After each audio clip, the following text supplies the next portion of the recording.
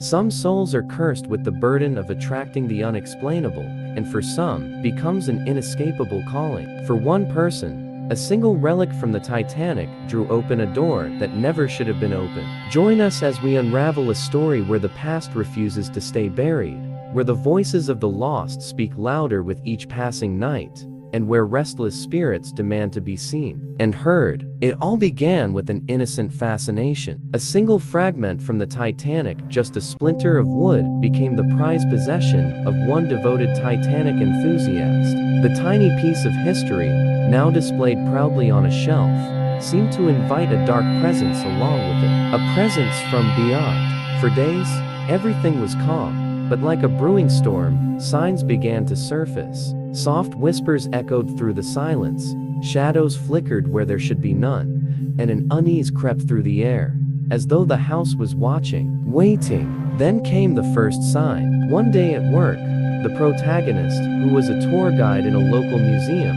heard a knock on the front door. At first, they thought nothing of it, but when they opened the door, no one was there. It seemed an ordinary event, yet an unshakable chill lingered long after. Things began to spiral. The next time they heard a noise, it was followed by a chilling discovery. A door, old and difficult to budge, was found open. But it wasn't just open. It seemed to have been wrenched by an invisible hand, and as the protagonist reached out to close it, the door violently slammed shut, as if warning them to stay away. It was only the beginning. The air in the museum became alive with sounds from another era, children laughing, footsteps that never stopped, conversations just out of reach. But when they tried to find the source, they found only empty rooms and silence. There was a chilling pattern. The colder the day, the more active these spirits became. On warm days, it was only a whisper, a faint touch.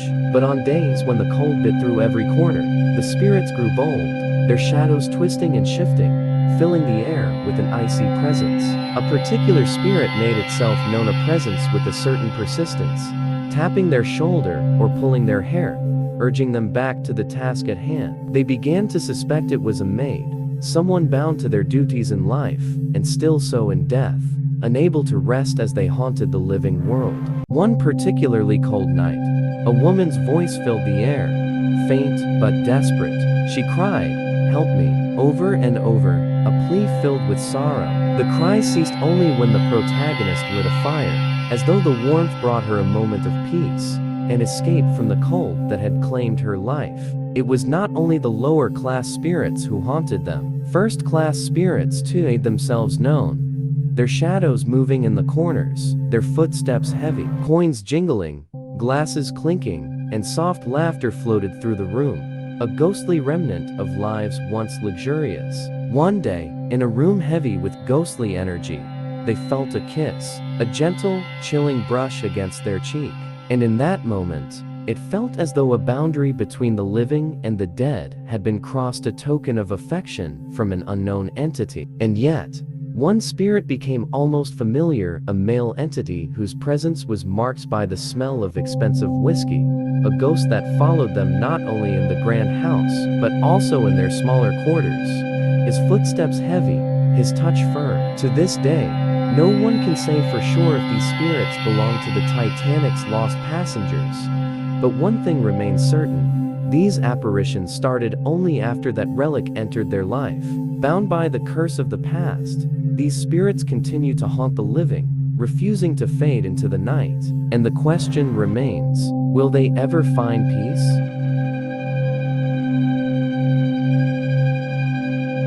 The sun was dipping below the horizon, casting a warm but waning glow over the rocky mountain trail. A thin layer of mist clung to the air as Mike, Lisa, and Mark maneuvered their way up the narrow road, their small SUV bouncing with every unseen rut and rock.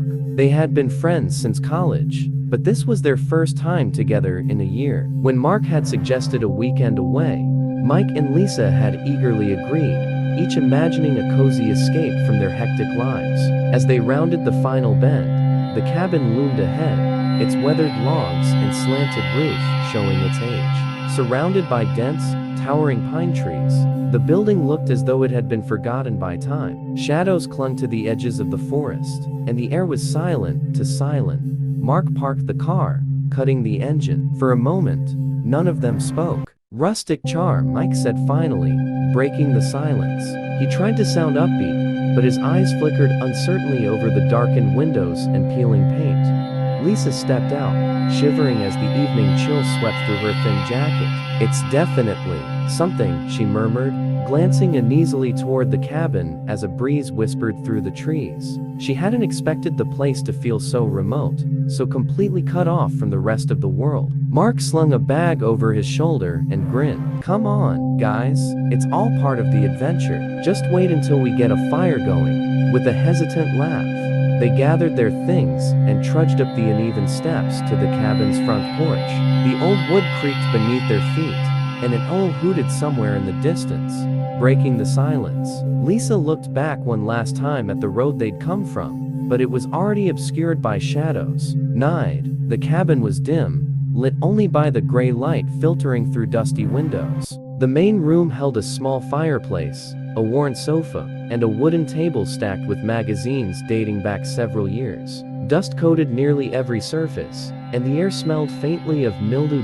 As they began unpacking, a sense of unease settled over them like an invisible weight, but none of them mentioned it, each attributing the feeling to nerves or exhaustion. The next morning, sunlight trickled weakly through the trees, casting long shadows across the cabin floor. Mike was the first to wake, drawn by the scent of brewing coffee. Stretching, he wandered into the kitchen to find Lisa pouring herself a cup. "Morning," he yawned. "Where's Mark?" Lisa shrugged, handing him a cup. "He's still out cold, I think. That or he's exploring outside." Mike took a sip, savoring the warmth, when his gaze drifted to a small, half-hidden door beneath the staircase. It was barely visible, tucked into the shadows, but something about it caught his attention. Setting his coffee down, he moved closer. "What's that?" Lisa asked, following his gaze. "No idea," Ike replied, reaching for the tarnished brass handle. "It looks like some kind of storage closet."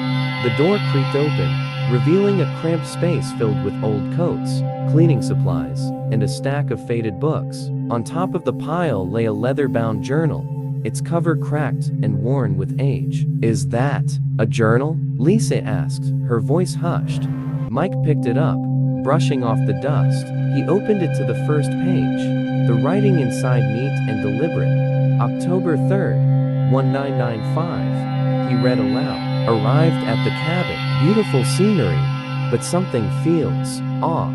Heard strange noises last night, like someone or something moving outside. We'll investigate in the morning." Lisa shivered, feeling a chill that had nothing to do with the cold. "Maybe we shouldn't." "Come on, it's just a journal," Mark's voice interrupted as he appeared behind them, bleary-eyed but intrigued. He grabbed the book from Mike, flipping through the pages. "This is the good stuff.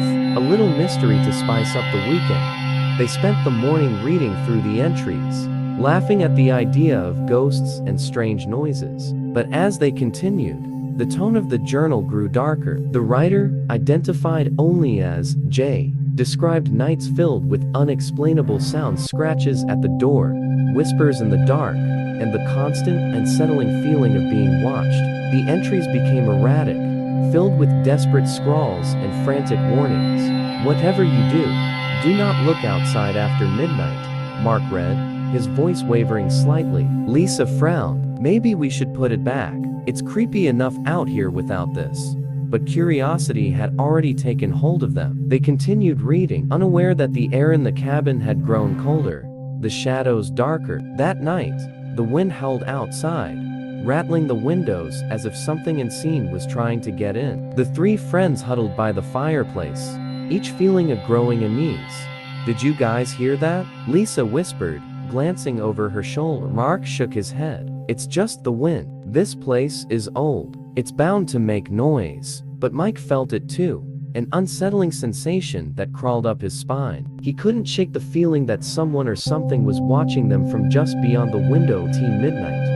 A loud, rhythmic thumping echoed from outside, as though someone were pounding against the cabin walls. The sound was so loud that the glasses on the table shook, rattling against each other. Mike bolted upright, his heart racing. Did you hear that? Lisa's face was pale. It's coming from the back of the cabin. Mark grabbed a flashlight, his jaw clenched. Stay here, I'm gonna check it out.